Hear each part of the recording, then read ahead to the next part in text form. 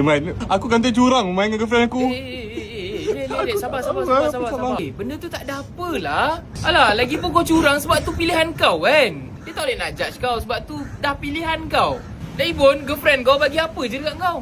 Dia bagi aku rumah man, dia bagi aku kereta time aku susah tu dia tolong aku man. Bagi rumah kereta je. Alah, itu pun lah. Lagipun dia kena faham lah kau. Kau ada pendirian kau pun untuk kau pilih siapa yang kau nak. Betul tak? Betul man, betul man. Lan.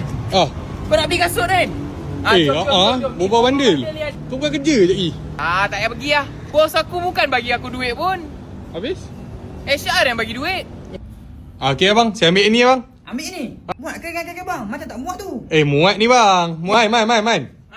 Kau abang ni cakap tak muat dengan aku man. Tak muat. Kau kenal aku kan? Kau mesti tahu muat. Muat kot ni. Kau saiz berapa? Aku saya 12. Saiz 12 kan? Muat sangat lah bang. Tak apa, nanti ambil. Saya tunggu kat kaunter, bayar je lah. Muat. Man, ada orang komen kat posting aku dia cakap aku gemuk man. Agak-agak kau gemuk. Tak ada lah.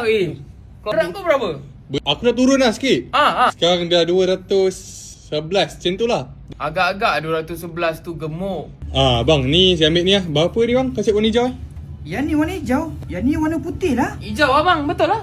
Ya man, hijau kan? Ni kalau apa ni? Ni warna kuning. Hijau lah. Hijau betul lah. Kau Hijau betul kan? lah. Jangan dengar cakap orang sangat. Memang dia saja nak judge kau tak. Dah je lah, 168, janji bayar lah. Man. Apa? Aku rasa aku serba salah ni man. Aku tak boleh rembat duit cashier tu. Sekarang aku serba salah sangat ni. Mana ada kau buat salah? Kau perlukan duit kan? Kau ambil duit ni untuk apa? Aku nak belanja girlfriend aku nanti, girlfriend baru aku.